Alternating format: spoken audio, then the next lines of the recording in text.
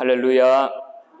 하나님을 찬양하는 파동제일교회가 되시기를 축복합니다. 모든 생명이 있는 존재는 휴식이 필요합니다.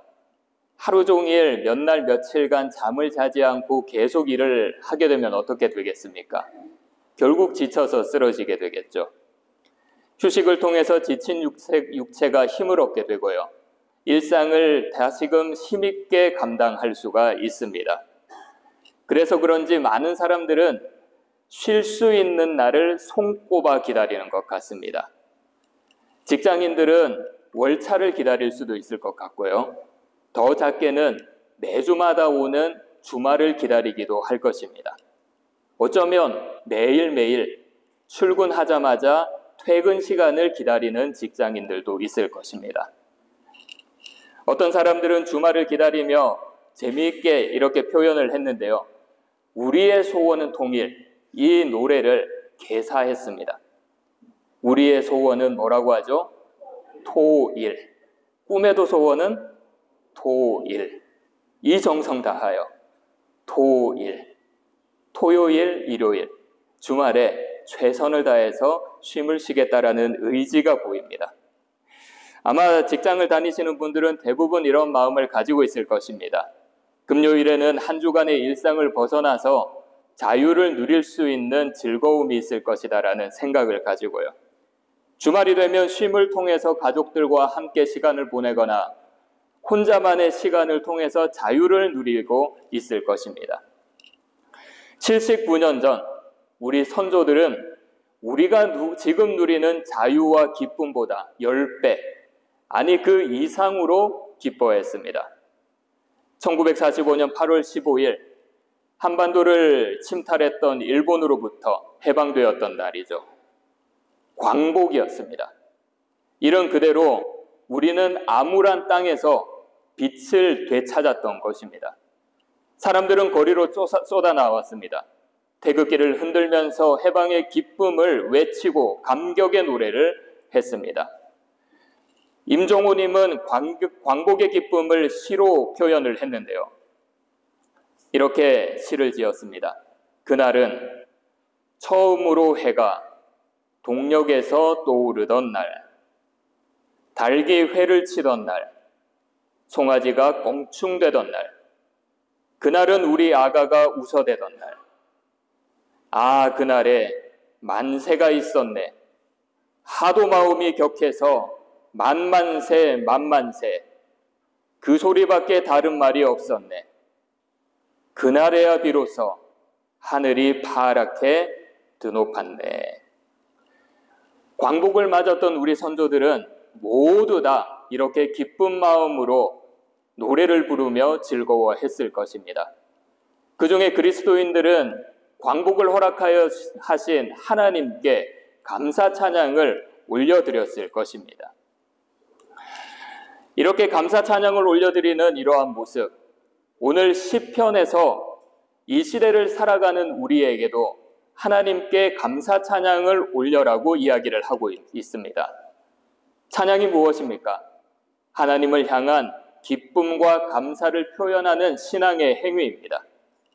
찬양은 하나님의 전능하심과 우리에게 행하신 일들을 노래하는 것이고요. 하나님의 은혜와 자비를 감사하는 것이고요. 하나님의 진리의 약속을 노래로 고백하는 것입니다. 이런 찬양을 통해서 우리의 신앙은 더욱 굳건해지고요. 하나님을 향한 믿음은 더욱더 깊어지게 됩니다. 자, 만약 우리 삶에 찬양이 없다면 하나님을 향한 무엇이 부족한 것일까요? 은혜와 감사, 은혜의 감격, 하나님을 향한 갈급함, 은혜의 갈급함이 부족하다고 볼 수가 있습니다. 사실 한 주간의 삶을 되돌아보면 하나님을 많이 생각하지 못하는 것 같습니다. 하루하루를 지내면서 지금 내가 해야 될 일들에 집중을 하고요. 내일 있을 일을 어떻게 해야 될지, 그리고 한 주간의 삶을 어떻게 살아가야 할지, 일상을 맞이하며 해야 될 일들에 대한 생각을 더 많이 하는 것 같습니다. 하나님이 베푸신 은혜, 하나님의 능력, 하나님의 사랑, 하나님의 구원과 치유의 역사, 한 주간 삶을 살아가면서 이러한 하나님의 놀라운 은혜를 많이 생각하지 못하는 것 같습니다. 그러니 우리의 일상 가운데 하나님께 감사 찬양을 올려드리기보다 작은 것에 집중하고 어떨 때는 그 작은 것이 내 뜻대로 되지 않아서 실망하기도 한다는 것이죠.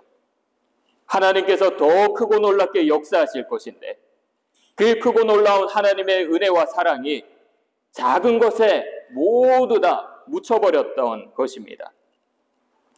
그렇다고 해서 우리의 삶 전체가 이렇지는 않죠. 하나님의 은혜에 감격합니다. 하나님의 치유하심, 하나님의 위로하심, 하나님의 은혜에 감사 찬양을 하기도 합니다. 제가 말씀드리고 싶은 것은 하나님께 감사 찬양을 안 한다는 것이 아닙니다. 부족하다라고 하는 것이죠. 그래서 오늘 말씀을 통해서 찬양에 대해서 다시 한 번 더 살펴보고요. 누가 하나님을 찬양하며 무엇으로 찬양하고 왜 찬양해야 하며 어디에서 찬양을 해야 하는지 오늘 말씀을 통해서 함께 살펴보겠습니다. 이 말씀을 통해서 하나님의 은혜에 감격하여 찬양을 올려드리시는 분들이 되시기를 축복합니다. 먼저 시편은 왜 찬양하고 어디서 찬양해야 하는지에 대해서 이야기를 하는데요. 본문 1절, 2절 함께 읽겠습니다. 시작.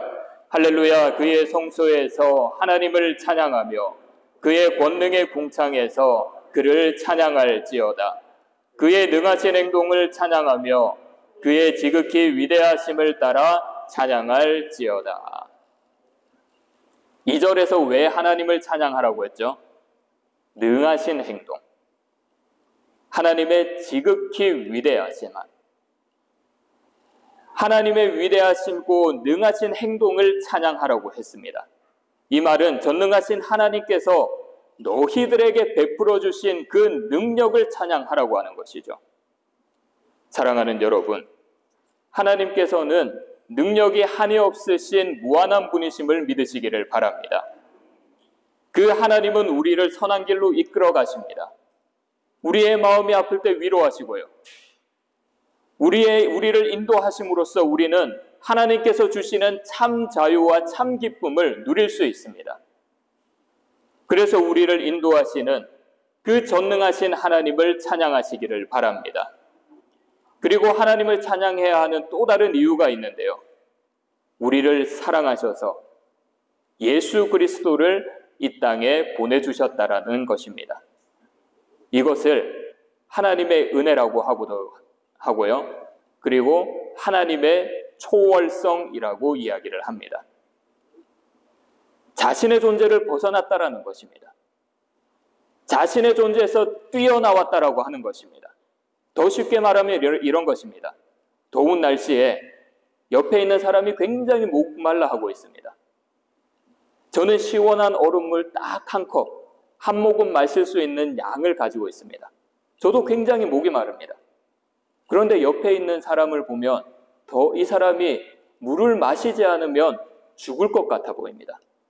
나도 목이 말라서 물을 마시고 싶은데 이 사람을 보고 내가 가지고 있는 시원한 물 한 잔을 주는 것. 내가 마시고 싶다라는, 물을 마시고 싶다라는 이 마음을 뛰어넘는 것. 그리고 이 마음을 뛰어넘어서 선을 행하는 것. 이것이 초월성이라고 하는 것입니다. 예수 그리스도는 인간의 몸으로 이 땅에 오지 않으셔도 됩니다. 우리가 경험하는 것도 체휼하지 않으셔도 됩니다. 하지만 우리를 사랑하셔서 자신의 존재를 벗어버리셨죠. 그리고 이 땅에 내려오셨던 것입니다. 이것이 성삼위일체 하나님을 찬양해야 하는 또 다른 이유입니다. 자, 그렇다면 어디에서 찬양을 해야 하나요? 어디에서 찬양을 해야 하나요? 1절을 보시면요. 어디서 찬양하라고 하죠? 성소에서 하나님을 찬양하라고 합니다. 유대인들은 하나님을 만나는 장소를 성소라고 믿었습니다. 왜냐하면 모세를 통하여 그렇게 이야기를 하셨기 때문이죠. 출애굽기 25장 22절을 보시면요. 거기서 내가 너를 만나고 속죄소 위, 곧 증거계 위에 있는 두 그룹 사이에서 내가 이스라엘 자손을 위하여 내게 명령할 모든 일을 내게 이르리라. 하나님께서는 언약궤가 있는 지성소에서 너희를 만나겠다고 하셨습니다. 그래서 유대인들은 하나님을 만나는 곳이 성소이고 그 성소에서 하나님께 제사를 드리고 하나님을 찬양한다라고 생각을 했습니다. 그런데 지금으로 말하면 꼭 교회에서만 하나님을 만난다는 것은 아닙니다. 그렇다면 하나님을 어디서 만날 수 있습니까? 이것은 하나님을 어디서 찬양하는 것과 연결되는 것입니다. 하나님을 만난다라는 것, 하나님을 기억한다라고 하는 것입니다.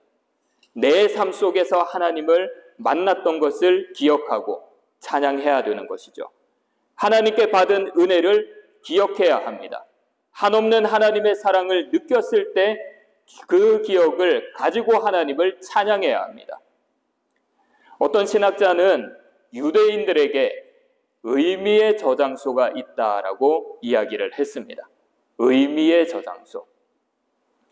유대인들의 역사에는 가장 중요한 사건이 두 가지입니다. 이 사건을 통해서 민족을 이루었고요. 이 사건을 통해서 하나님을 다시 새롭게 온전히 세워나가는 공동체로 만들어졌습니다. 첫 번째 출애굽 사건입니다. 출애굽을 통해서 하나님과 아브라함의 약속을 붙들고 가나안 땅으로 가죠. 하나님의 약속을 붙드는 민족으로 형성이 되었던 것입니다. 그리고 전능하신 하나님의 은혜로 애굽의 억압에서 벗어날 수 있었습니다. 두 번째, 바벨론 포로 귀환 시기입니다. 그들은 말씀의 불순종에서 멸망당했죠. 하지만 이 멸망이라는 심판은 그들을 영원한 멸망으로 이끄는 것은 아닙니다. 여호와의 신앙을 회복하고요, 올바로 세우기 위한 것입니다. 하나님께서는 이 일들을 통하여 그들의 잘못을 깨닫게 하시고, 도대체 우리가 하나님을 어떻게 섬겼기에, 우리가 선민으로서 왜 멸망을 당했는지 자신들은 스스로 신학적인 생각을 계속 되뇌었던 것입니다. 그래서 그들은 하나님을 더 올바로 믿기 시작했던 것이죠. 이것이 유대인들의 역사의 가장 중요한 두 가지 사건입니다. 이 두 사건이 의미의 저장소 안에 저장이 되어 있다라고 하는 것이죠. 우리에게도 의미의 저장소가 있습니다. 그것은 하나님을 만났던 곳이고요, 하나님께 한없는 은혜를 받았던 때입니다. 예배가 될 수도 있습니다. 그곳이 수련의 장소가 될 수도 있고요, 어떨 때는 집에서 하나님의 말씀을 묵상할 때였을 수도 있습니다. 아니면 일상을 보내는데 그냥 하나님의 은혜가 우리 마음속에 다가올 때가 있습니다. 의미의 저장소 안에 교회뿐만 아니라 각각의 장소에서 하나님을 만나고 하나님의 은혜를 누린다라고 하는 것이죠. 이런 하나님을 찬양하라고 하는 것입니다. 성소에서 찬양하라는 것은 하나님을 만났던 때, 하나님의 은혜를 받았던 때, 그 때를 기억하고 그 자리에서 하나님을 찬양하라고 하는 것이었습니다. 전능하신 하나님이 우리에게 베푸신 은혜를 기억하며 기쁨의 찬양을 올려드리시는 분들이 되시기를 축복합니다. 그렇다면 하나님을 어떻게 찬양해야 합니까? 먼저 우리는 이런 질문을 던져봐야 합니다. 예배나 기도회, 그리고 일상 가운데 우리가 하나님께 부르는 이 찬양이 정말 하나님을 찬양하는 것인가? 그냥 내 기분이 좋아서, 내 흥에 맞추어서 부르는 노래는 아닌가? 우리는 먼저 이런 질문을 해야 합니다. 본문 3절과 5절을 보면 어떻게 찬양해야 하는지 이야기를 하는데요. 3절과 5절, 3절에서 5절 함께 읽겠습니다. 시작. 나팔 소리로 찬양하며 비파와 수금으로 찬양할지어다. 소고치며 춤추어 찬양하며 현악과 퉁소로 찬양할지어다. 큰 소리 나는 제금으로 찬양하며 높은 소리 나는 제금으로 찬양할지어다. 여기서 하나님을 찬양하라고 했습니다. 무엇을 가지고 찬양하라고 했죠? 3절에 나팔, 비파, 수금. 4절에는 무엇을 가지고 찬양을 했습니까? 소고, 그리고 춤을 추며 찬양을 했습니다. 5절에서는 현악과 퉁소, 재금. 이 말씀을 보면 갖가지 악기를 가지고 하나님께 찬양을 하라고 이야기를 하고 있습니다. 그런데 이 말의 의미는 단순히 악기를 총동원하라는 것이 아닙니다. 삶의 모든 상황에서 신령과 진정으로 하나님께 찬양하라는 것입니다. 하나님을 향한 마음을 가지고 찬양하라는 것이죠. 찬양을 드리는 우리의 마음이 우리의 감정에 두지 말고, 우리의 기분에 두지 말고 전능하신 하나님을 향하라고 하는 것입니다. 종종 성도님들이 이런 말을 하십니다. 각종 예배나 기도회 때 사람들이 많이 나오지 않으면 목사님이 힘이 빠지실 것 같다고.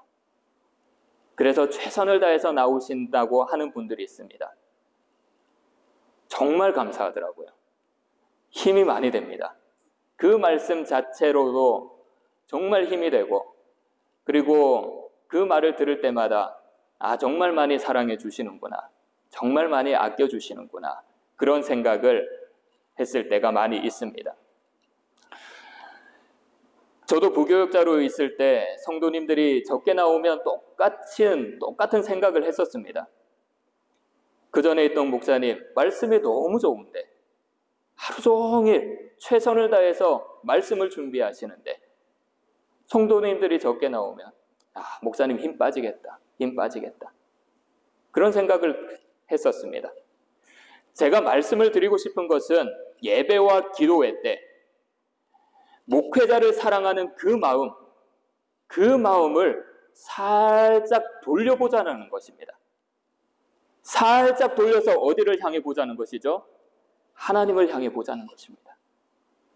우리에게 있는 그 감정, 우리의 감정을 향해 있는 그 마음을 살짝 돌려서 하나님을 향해 보자라는 것이죠.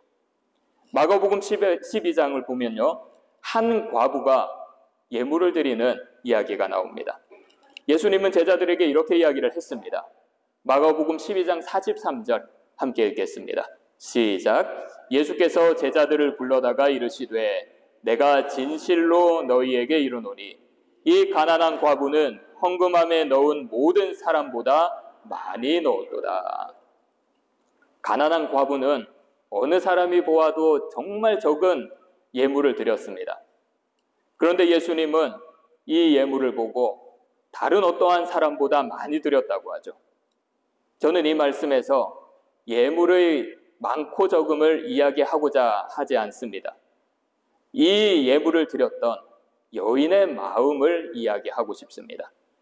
44절에서 예수님은 이 여인이 자신의 전부를 넣었다고 합니다. 자신의 전부를 넣었다고 합니다. 어떤 마음으로 그렇게 했을까요?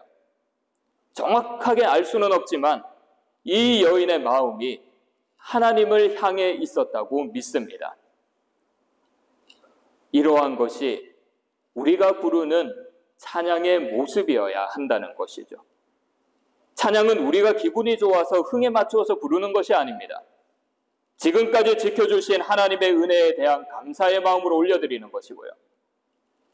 찬양할 때 우리의 마음이 내 마음, 내 감정, 내 기분을 향하는 것이 아니라 우리를 지켜주신 하나님을 향해 있어야 한다는 것입니다.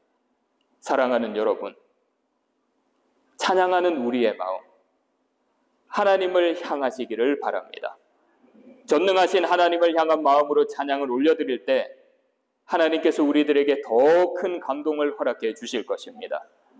무한한 능력을 가지신 하나님을 향해 마음을 쏟아놓을 때 더 큰 능력을 우리들에게 허락하실 것입니다. 찬양을 드리는 마음의 중심을 하나님께 향하는 분들이 되시기를 바랍니다. 온전한 찬양을 올려드려서 하나님께서 우리에게 주시는 참 기쁨과 참 평안이 우리 마음 가운데 가득 넘치시기를 축복합니다. 자, 그렇다면 하나님은 왜 우리의 찬양을 받아주실까요? 왜 우리의 찬양을 받아주실까요? 본문 6절을 함께 읽겠습니다. 시작. 호흡이 있는 자마다 여호와를 찬양할지어다. 할렐루야. 어떤 자마다 여호와를 찬양하라고 했죠? 호흡이 있는 자, 호흡이 있는 자. 숨 쉬는 사람은 모두 하나님을 찬양하라는 것입니다. 여기에서 이야기하는 호흡의 원어는 네샤마, 물리적인 호흡을 뛰어넘는 의미를 가지고 있습니다. 하나님의 생명력을 나타내는 상징적인 단어를 사용했습니다. 창세기 2장 7절을 보면요, 여호와 하나님이 땅의 흙으로 사람을 지으시고 생기를 그 코에 불어넣으시니 사람이 생명이 된지라. 하나님이 그 코에 무엇을 넣었다고 했죠? 생기를 넣었다고 합니다. 이 생기는 생명의 기운입니다. 이 생기가 그 사람을 어떻게 만들었다고 하죠?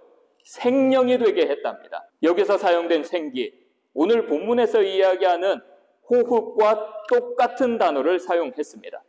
무슨 말입니까? 우리가 호흡하는 것, 하나님의 생명의 기운이 우리 안에 있다라는 것입니다. 이 생명의 기운이 우리를 호흡하게 하여 살게 하시고, 이 생명의 기운이 우리를 호흡하게 하시어 하나님께 찬양을 하게 한다는 것입니다. 그래서 하나님은 당신이 직접 불어넣으신 생명의 기운이 있는 우리의 찬양을 받아주신다라고 하는 것이죠. 사랑하는 여러분, 우리의 호흡은 하나님의 생명의 기운으로부터 왔음을 믿으시기를 바랍니다. 호흡을 거두시는 것도 마찬가지입니다. 하나님이 거두셔야 합니다. 하나님이 거두셔야 합니다. 그래서 지금 호흡을 하며 살아가는 것도 하나님의 은혜이고요. 호흡을 하며 찬양하는 것도 하나님의 은총입니다. 그런데 이렇게 하나님의 은혜를 받으며 살아가는 우리의 삶, 쉬운 삶은 아닙니다. 너무 고달프고요. 정말 열심히 했는데 우리의 삶 모습이 하찮아 보일 때가 있습니다. 어떤 사람은 그냥 자기의 목숨을 놓아버리고 싶은 생각을 하기도 합니다. 하지만 이럴 때일수록 우리는 생명의 기운을 주신 하나님이 우리를 이끌어 가신다라는 것을 믿어야 합니다. 기독교 역사관은 시작과 끝이 있습니다. 지금 우리는 이 시작과 끝 사이 어느 지점에서 살고 있습니다. 인간의 역사의 끝은 어느 누구도 알 수 없습니다. 예수님께서도 이렇게 말씀하셨습니다. 아버지 외에는 아무도 모른다고 하셨습니다. 이 인간의 역사의 끝은 아무도 모른다고 하셨습니다. 그리고 우리의 역사도, 한 개인의 역사도 시작과 끝이 있습니다. 한 개인의 역사의 끝은 무엇입니까? 수한이 다하여 하나님의 부르심을 받아서 하나님의 나라에 가게 되는 것이죠. 하나님을 만나면 기쁠 것입니다. 그래서 성경에서는 많은 사람들은 하나님을 만나서 함께 있는 그 하늘나라를 슬픔도 없고 아픔도 없는 평강이 넘치는 곳이라고 하고 있습니다. 우리는 끝이라고 하면 두렵습니다. 끝이라고 하면 무섭습니다. 끝이라고 하면 모든 것이 끝났다고 생각합니다. 그러나 그 끝 뒤에는 다시 새로운 것이 시작됩니다. 그래서 끝은 우리를 두렵게 하는 것이 아니라 우리에게 새로운 희망을 주는 것입니다. 우리의 삶이 어렵고 힘들 수도 있습니다. 끝을 향하여 나아가는 우리의 일생이 정말 괴로울 수도 있습니다. 풀어나가려고 해도 풀어지지 않는 일들이 너무나도 많이 있습니다. 이렇게 절망적인 상황이 오더라도 그 끝에서 하나님은 우리의 모든 상황을 보시고 우리를 선한 길로 이끌어 가심을 믿으시기를 바랍니다. 그 끝에 계신 하나님이 우리를 이끌어 가십니다. 우리를 보시고 우리의 상황을 모두 살펴보십니다. 사랑하는 여러분, 그래서 우리는 그 끝에서 지금도 우리를 보시고 우리를 이끌어 가시는 하나님을 찬양해야 합니다. 역사의 끝에서 우리를 인도하시는 하나님의 신실하심을 찬양하시기를 바랍니다.